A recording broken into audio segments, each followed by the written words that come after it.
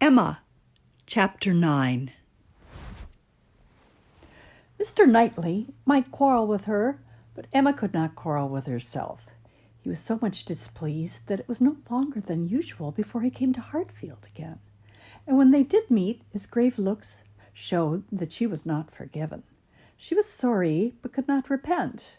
On the contrary, her plans and proceedings were more and more justified and endeared to her by the general appearances of the next few days. The picture, elegantly framed, came safely to hand soon after Mr. Elton's return, and being hung over the mantelpiece of the common sitting-room, he got up to look at it and sighed out his half-sentences of admiration, just as he ought. And as for Harriet's feelings, they were visibly forming themselves into as strong and steady an attachment as her youth and sort of mind admitted. Emma was soon perfectly satisfied of Mr. Martin's being no otherwise remembered than as he furnished a contrast with Mr. Elton of the utmost advantage to the latter. Her views of improving her little friend's mind by a great deal of useful reading and conversation had never yet led to more than a few first chapters and the intention of going on tomorrow. It was much easier to chat than to study, much pleasanter to let her imagination range and work at Harriet's fortune than to be laboring to enlarge her comprehension or exercise it on sober facts. And the only literary pursuit which engaged Harriet at present, the only mental provision she was making for the evening of life, was the collecting and transcribing all the riddles of every sort that she could meet with into a thin quarto of hot-pressed paper made up by her friend and ornamented with ciphers and trophies. In this age of literature, such collections on a very grand scale are not uncommon. Miss Nash, head teacher at Miss Goddard's, had written out at least 300, and Harriet, who had taken the first hint of it from her, hoped, with Miss Woodhouse's help, to get a great many more. Emma assisted with her invention, memory, and taste, and as Harriet wrote a very pretty hand, it was likely to be an arrangement of the first order, in form as well as quantity. Mr. Woodhouse was almost as interested in the business as the girls, and tried very often to recollect something worth their putting in.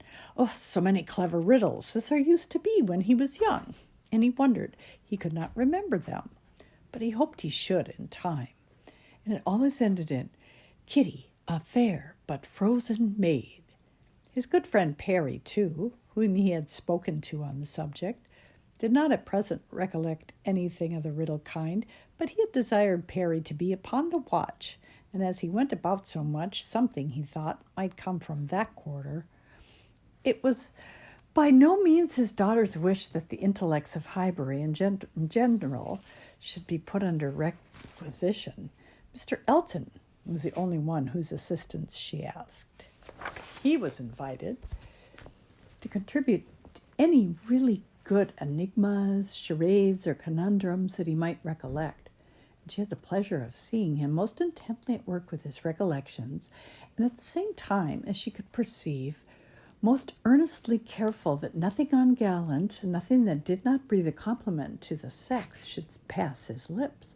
They owed to him their 2 or 3 politest puzzles, and the joy and exultation with which at last he recalled, and rather sentimentally recited, that well-known charade, "My first doth affliction denote, which my second is destined to feel, and my whole is the best antidote, that affliction to soften and heal," made her quite sorry to acknowledge that they had transcribed it some pages ago already.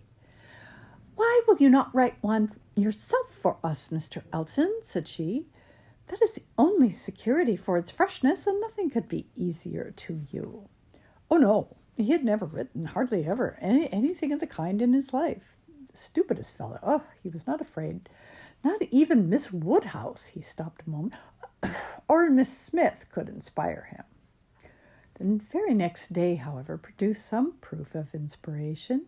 He called for a few moments just to leave a piece of paper on the table containing, as he said, a charade, which a friend of his had addressed to a young lady, the object of his admiration, but which, from his manner, Emma was immediately convinced must be his own.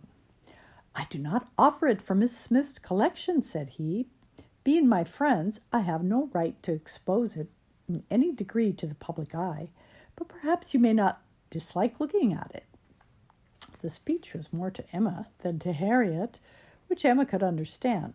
There was deep consciousness about him, and he found it easier to meet her eye than her friend's. He was gone the next moment, after another moment's pause. Take it, said Emma, smiling and pushing the paper toward Harriet. It is for you. Take your own. But Harriet was in a tremor and could not touch it, and Emma, never loath to be first, was obliged to examine it herself. To Miss... Charade. The first displays the wealth and pomp of kings, lord of the earth, their luxury and ease. Another view of man my second brings. Behold him there, the monarch of the seas. But united, what reverse we have! Man's boasted power and freedom all are flown. Lord of the earth and sea, he bends a slave, and woman, lovely woman, reigns alone. Thy ready wit the word will soon supply. May its approval beam in that soft eye. She cast her eye over it, pondered, caught the meaning, read it through again to be quite certain and quite mistress of the lines, then passing it to Harriet, sat happily smiling and saying to herself, while Harriet was puzzling over the paper in all the confusion of hope and dullness, Very well, Mr. Elton, very well indeed. I have read worse charades. Courtship, a very good hint. I will credit you for it. This is feeling your way. This is saying very plainly, Pray, Miss Smith, give me leave to pay my addresses to you, approve my charade, and my intentions in the same glance. May its approval beam in that soft eye. Harriet, exactly. Soft is the very word for her eye. Of all epithets, the justest that could be given. Thy ready wit the world will soon supply. Harriet's ready wit, all the better. A man must be very much in love indeed to describe her so. Mr. Knightley, I wish you had the benefit of this. I think this would convince you for once in your life you would be obliged to own yourself mistaken. An excellent charade indeed, and much to the purpose. Things must come to a crisis soon now. She was obliged to break off from these very pleasant observations, which were otherwise of the sort to run into great length, by the eagerness of Harriet's wondering questions. What can it be, Miss Woodhouse? What can it be? I have not an idea. I cannot guess it in the least. What can it possibly be? Do try to find it out, Miss Woodhouse. Do help me. I never saw anything so hard. Is it kingdom? I wonder who the friend was, and who could be the young lady. Do you think it is a good one? Can it be woman? And woman, lovely woman, reigns alone. Can it be Neptune? Behold him there, the monarch of the seas. Or a trident, or a mermaid, or a shark? Oh no, shark is only one syllable. It must be very clever, or he would not have thought of it, not have brought it. Miss Woodhouse, do you think we shall ever find it out? Mermaids and sharks? Nonsense. My dear Harriet, what are you thinking of? Where would be the use of his bringing us a charade made by a friend upon a mermaid or a shark? Give me the paper and listen. For Miss Smith. My first displays the wealth and pomp of kings, lord of the earth, their luxury and ease. That is court. Another view of man my second brings. Behold him there, the monarch of the seas. That is ship, plain as it can be. Now for the cream. But united. Courtship, you know. What reverse we have. Man's boasted power and freedom, all are flown. Lord of the earth and sea, he bends a slave, and woman, lovely woman, reigns alone. A very proper compliment. And then follows the application, which I think, my dear Harriet, you cannot find much difficulty in comprehending. Read it in comfort to yourself. There can be no doubt of its being written for you and to you. Harriet could not long resist so delightful a persuasion. She read the concluding lines and was all flutter and happiness. She could not speak, but she was not wanted to speak. It was enough for her to feel. Emma spoke for her. There is so pointed and so particular a meaning in this compliment, said she, that I cannot have a doubt as to Mr. Elton's intentions.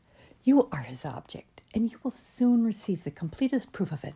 I thought it must be so. I thought I could not be so deceived. But now it is clear. The state of his mind is as clear and decided as my wishes on the subject have been ever since I knew you. Yes, Harriet, just so long have I been wanting the very circumstance to happen that has happened. I could never tell whether an attachment between you and Mr. Elton were most desirable or most natural. Its probability and its eligibility have really so equaled each other. I'm very happy. I congratulate you, my dear Harriet, with all my heart. This is an attachment which a woman may well feel pride in creating. This is a connection which offers nothing but good. It will give you everything that you want: consideration, independence, a proper home. It will fix you in the center of all your real friends, close to Hartfield and to me, and confirm our intimacy forever. This, Harriet, is an alliance which can never raise a blush in either of us. Dear Miss Woodhouse, and dear Miss Woodhouse, was all that Harriet, with many tender embraces, could articulate at first. But when they did arrive at something more like conversation, it was sufficiently clear to her friend that she saw, felt, anticipated, and remembered just as she ought. Mr. Elton's superiority had very ample acknowledgment. Whatever you say is always right, cried Harriet. Therefore, I suppose and believe and hope it must be so. But otherwise, I could not have imagined it as so much beyond anything I deserve. Mr. Elton, who might marry anybody. There cannot be two opinions about him. He is so very superior. Only think of those sweet verses to Miss Blank. Dear me, how clever. Could it really be meant for me? I cannot make a question or listen to a question about that. It is a certainty. Receive it on my judgment. It is a sort of prologue to the play, a motto to the chapter, and will soon be followed by matter-of-fact prose. It is a sort of thing which nobody could have expected, I'm sure, a month ago. I had no more idea myself. The strange things do take place. Miss Smiths and Mr. Eltons get married. They do indeed. And really it is strange. It is out of the common course that what is so evidently, so palpably desirable, what courts the prearrangement of other people, so immediately shape itself into the proper form. You and Mr. Elton are by situation called together. You belong to one another by every circumstance of your respective homes. Your marrying will be equal to the match at Randall's. There does seem to be a something in the air of Hartfield which gives love exactly the right direction and sends it into the very channel where it ought to flow. The course of true love never did run smooth. A Hartfield edition of Shakespeare would have a long note on that passage. That Mr. Elton should really be in love with me of all people, who did not know him, to speak to him at Michaelmas, and he, the very handsomest man that ever was, and a man that everybody looks up to, quite like Mr. Lightly. His company so sought after that everybody says he need not eat a single meal by himself if he does not choose it. That he has more invitations than there are days in the week. And so excellent in the church.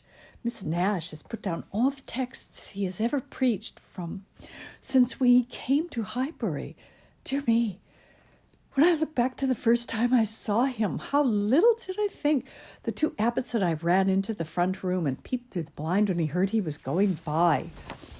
And Miss Nash came and scolded us away and stayed to look through herself, however. She called me back presently and let me look too, which is very good-natured. And how beautiful we thought he looked. He was arm in arm with Mr. Cole. This is an alliance which, whatever your friends may be, must be agreeable to them, provided at least they have common sense, and we are not to be addressing our conduct to fools.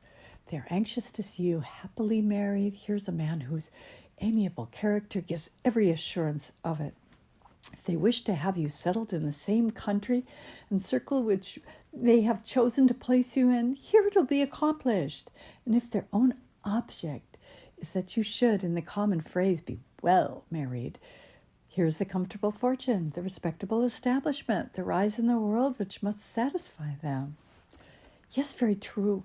Oh, how nicely you talk. I love to hear you. You understand everything. You and Mr. Elton are one as clever as the other. This charade, if I had studied a 12-month, I could never have made anything like it. I thought he meant to try his skill by his manner of declining it yesterday. I do think it is, without exception, the best charade I ever read. I never read one more to the purpose, certainly. It is long again, is almost all we've had before. I do not consider its length as particularly in its favor. Such things in general cannot be too short. Harriet was too intent on the lines to hear. The most satisfactory comparisons were rising in her mind. It is one thing, said she presently, her cheeks in a glow, to have very good sense in a common way like everybody else. And if there is anything to say, to sit down and write a letter and say just what you must in a short way, and another to write verses and charades like this. Emma could not have desired a more spirited rejection of Mr. Martin's prose. Such sweet lines, continued Harriet, these two last. But how shall I ever be able to return the paper or say I have found it out? Oh, Miss Woodhouse, what can we do about that? Leave it to me. You do nothing. He'll be here this evening, I dare say, and then I will give him back. And some nonsense or other will pass between us, and you shall not be committed. Your soft eyes shall choose their own time for beaming. Trust to me. Oh, Miss Woodhouse, what a pity that I must not write this beautiful charade into my book. I'm sure I have not got one half so good. Leave out the last two lines, and there's no reason why you should not write it into your book. Oh, but those last two lines, the best of all, granted, for private enjoyment, and for private enjoyment, keep them. They are not at all the less written, you know, because you divide them. The couplet does not cease to be, nor does its meaning change, but take it away, and all appropriation ceases, and a very pretty, gallant charade remains, fit for any collection. Depend upon it, he would not like to have his charade slighted, much better than his passion. A poet in love must be encouraged in both capacities, or neither. Give me the book. I will write it down. And then there could be no possible reflection on you. Harriet submitted, though her mind could hardly separate the parts, so as to feel quite sure that her friend were not writing down a declaration of love. It seemed too precious an offering for any degree of publicity. I shall never let that book go out of my own hands, said she.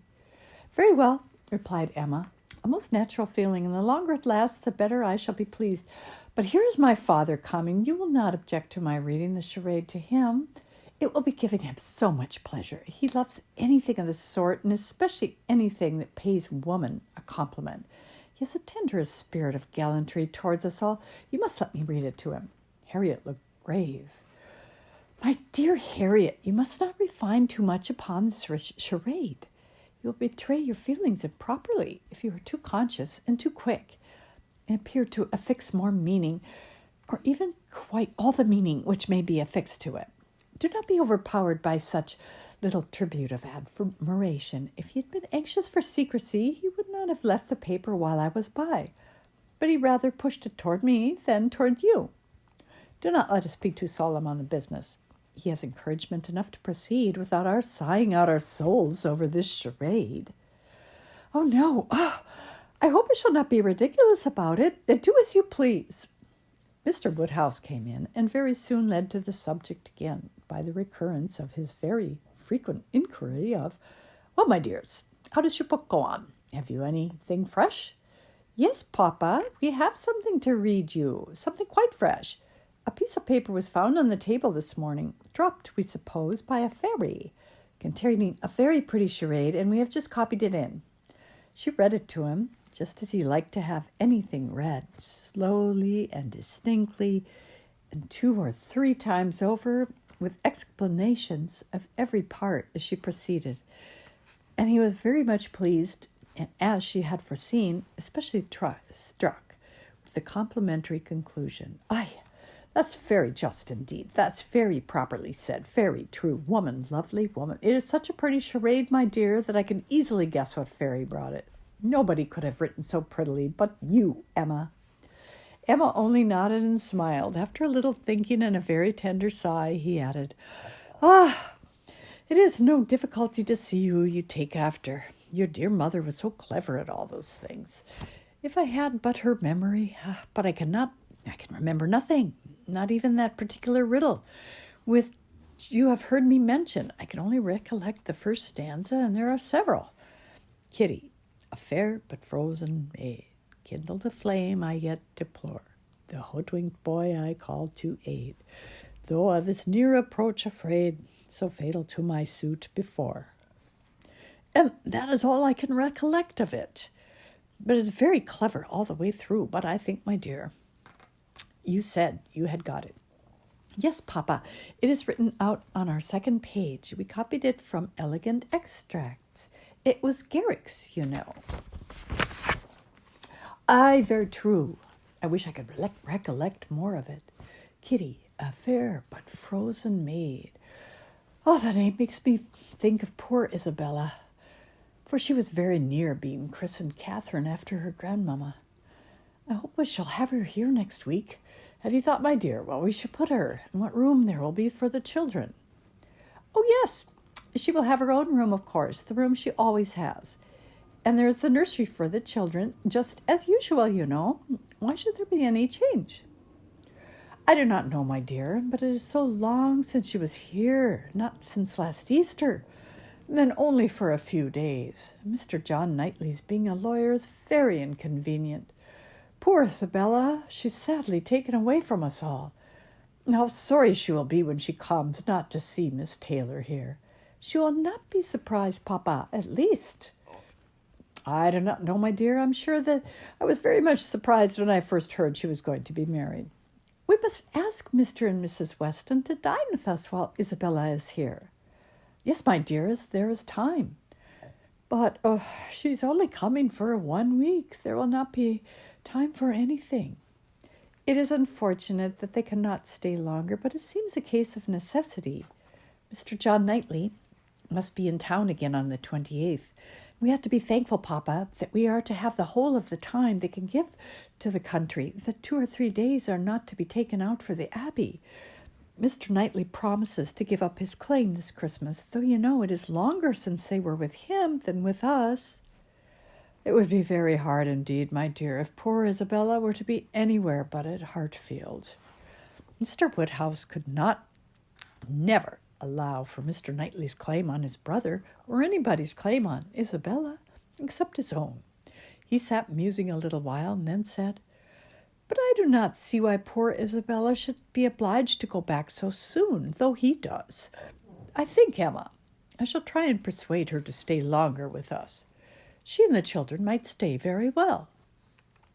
"Oh, Papa, that is what you never have been able to accomplish, and I don't think you ever will. Isabella cannot bear to stay behind her husband." This was too true for contradiction.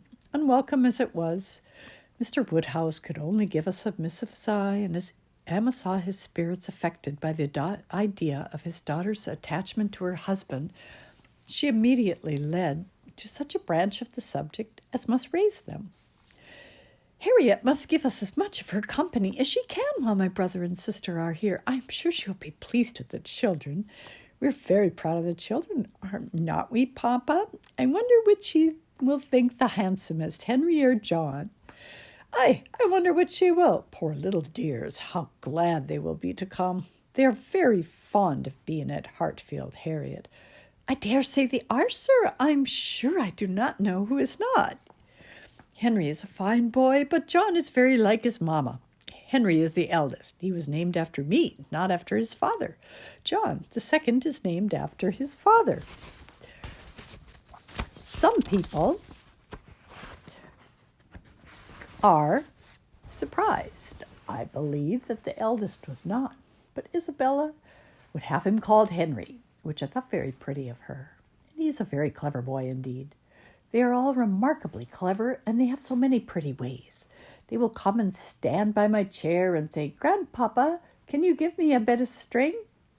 And once Henry asked me for a knife, but I told him knives were only made for grandpapas. I think their father is too rough with them very often." "He appears rough to you," said Emma, "because you are so very gentle yourself. But if you could compare him with other papas, you would not think him rough. He wishes his boys to be active and hearty, and if they misbehave, can give them a sharp word now and then. But he is an affectionate father. Certainly Mr. John Knightley is an affectionate father. The children are all very fond of him. And then their uncle comes in and tosses them up to the ceiling in a very frightful way. But they like it, Papa. There is nothing they like so much. It is such enjoyment to them that if their uncle did not lay down the rule of their taking turns, whichever began would never give way to the other." "Well, I cannot understand. That is the case with us all, Papa. One half of the world cannot understand the pleasures of the other." Later in the morning, and just as the girls were going to separate in preparation for the regular 4 o'clock dinner, the hero of this inimitable charade walked in again. Harriet turned away, but Emma could receive him with the usual smile, and her quick eye soon discerned in his the consciousness of having made a push, of having thrown a die, and she imagined he was come to see how it might turn up. His ostensible reason, however, was to ask whether Mr. Woodhouse's party could be made up in the evening without him, or whether he should be in the smallest degree necessary at Hartfield. If he were, everything else must give way, but otherwise his friend Cole had been saying so much about his dining with him, he had made such a point of it, that he had promised him conditionally to come. Emma thanked him, but could not allow of his disappointing his friend on their account. Her father was sure of his rubber. He re-urged, and she declined, and he seemed then about to make his bow when, taking the paper from the table, she returned it. "Oh, here is the charade. You were so obliging as to leave with us. Thank you for the sight of it. We admired it so much that I have ventured to write it into Miss Smith's collection. Your friend will not take it amiss, I hope. Of course, I have not transcribed beyond the first 8 lines." Mr. Elton certainly did not very well know what to say. He looked rather doubtingly, rather confused, said something about honor, glanced at Emma and at Harriet, and then, seeing the book open on the table, took it up and examined it very attentively. With the view of passing off an awkward moment, Emma smilingly said, "You must make my apologies to your friend, but so good a charade must not be confined to 1 or 2. He may be sure of every woman's approbation while he writes with such gallantry." "I have no hesitation in saying," replied Mr. Elton, though hesitating a good deal while he spoke, "I have no hesitation in saying, at least if my friend feels at all as I do, I have not the smallest doubt that, could he see his little effusion honored as I see it," looking at the book again and replacing it on the table, "he would consider it as the proudest moment of his life." After this speech, he was gone as soon as possible. Emma could not think it too soon, for with all his good and agreeable qualities, there was a sort of parade in his speeches which was very apt to incline her to laugh. She ran away to indulge the inclination, leaving the tender and the sublime of pleasure to Harriet's share.